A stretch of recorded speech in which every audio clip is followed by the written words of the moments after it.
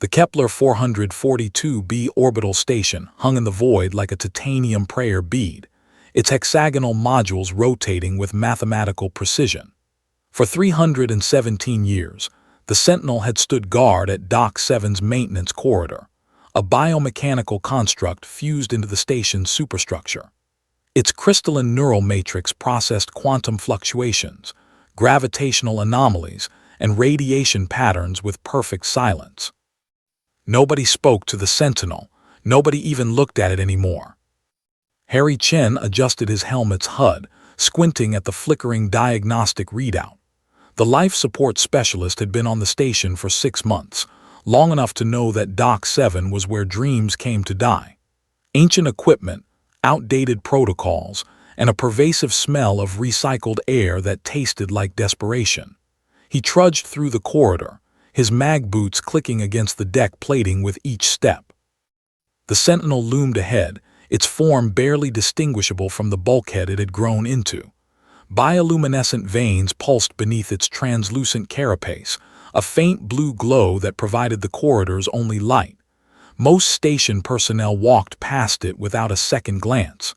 It was furniture, architecture, background noise in the symphony of survival at the edge of colonized space. Harry stopped. Something about the Sentinel's posture seemed off. One of its 6 appendages hung at an odd angle, and the bioluminescent pattern flickered arrhythmically. He tilted his head, studying the creature with the same attention he'd give a malfunctioning CO2 scrubber. "You good?" Harry asked. The words hung in the recycled air. For 17.3 seconds, nothing happened.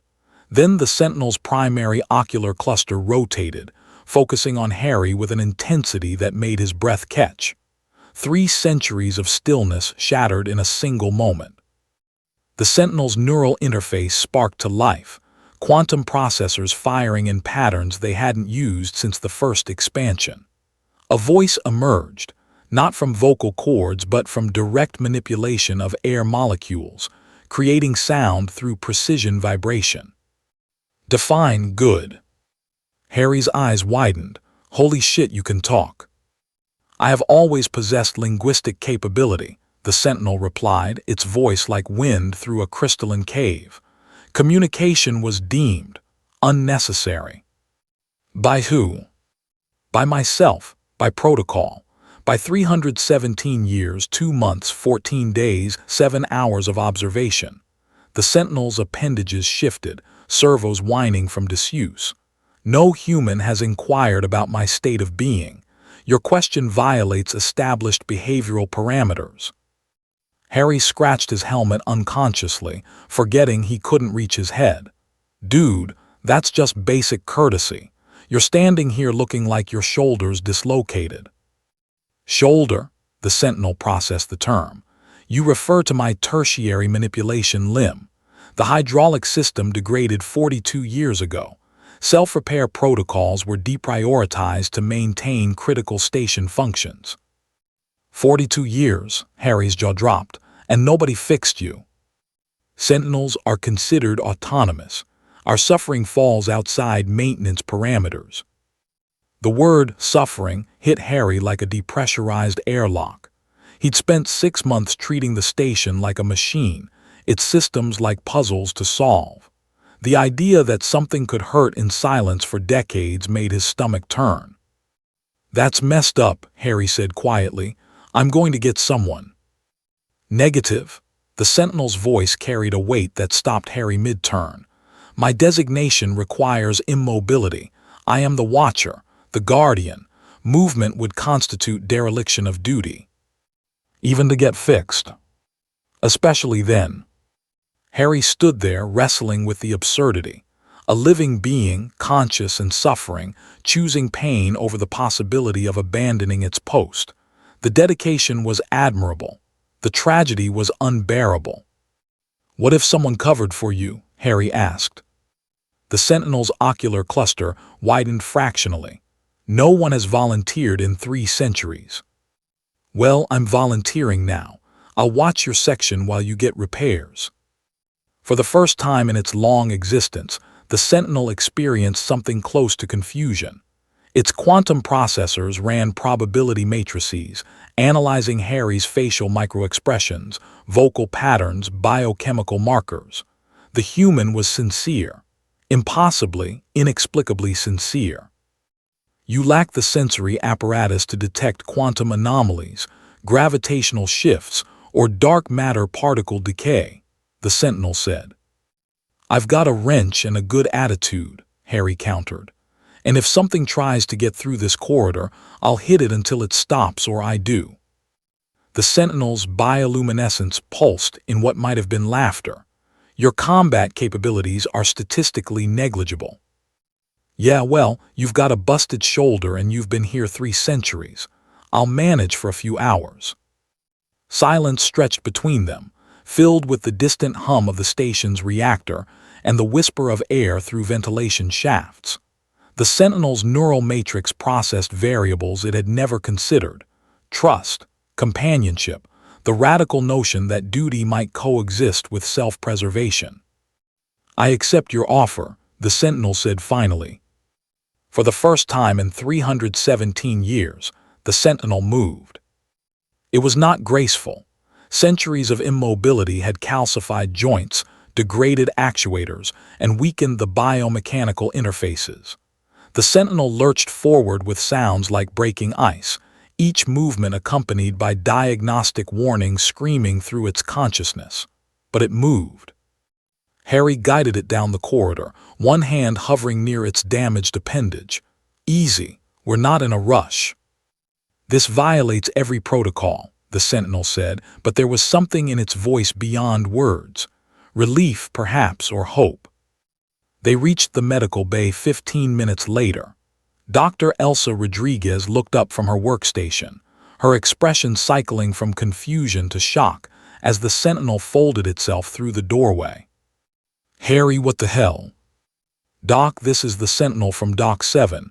It needs repairs, badly. Elsa stood slowly, her medical training overriding her surprise. She approached the Sentinel with careful professionalism, scanner already in hand. I've never treated a biomechanical construct before. I possess complete schematics of my physiology, the Sentinel offered. I can guide the procedure. You've been hurt for 42 years, Elsa said, reading the scanner data with growing horror. Why didn't you report this? I did not believe it mattered. Elsa's expression hardened. It matters, you matter, Harry, Prep Bay 3, let's get this fixed. The procedure took 6 hours. Harry stayed the entire time, alternating between Dock 7 and the medical bay, making good on his promise to stand watch. He saw nothing unusual, detected no threats, but he stood there anyway because he'd given his word to a being that had spent centuries keeping its own.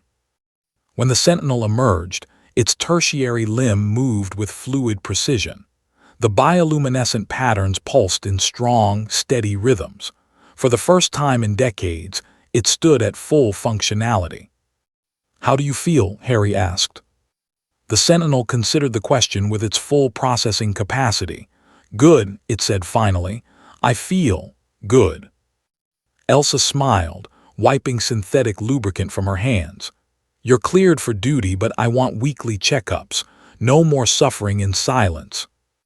Understood, Doctor. They walked back to Dock 7 together, Harry and the Sentinel, an odd pair in the station's endless corridors. When they reached the maintenance corridor, the Sentinel resumed its post, but something had fundamentally changed. Thank you, the Sentinel said, for asking, for caring. Harry shrugged. That's just being decent. Decency is rarer than you believe. I have observed humanity for 3 centuries. You are the first to see me as something more than architecture.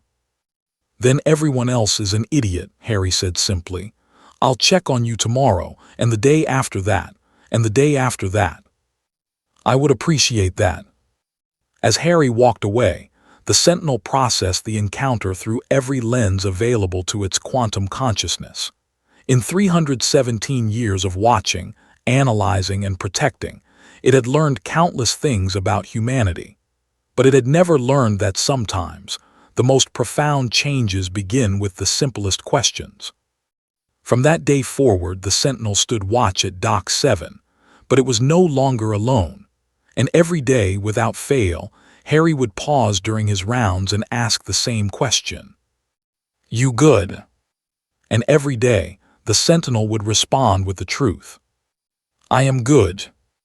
In the vast silence of space, where darkness pressed against the station's hull and entropy waited patiently for all things to fail, two beings found something that transcended protocol and duty.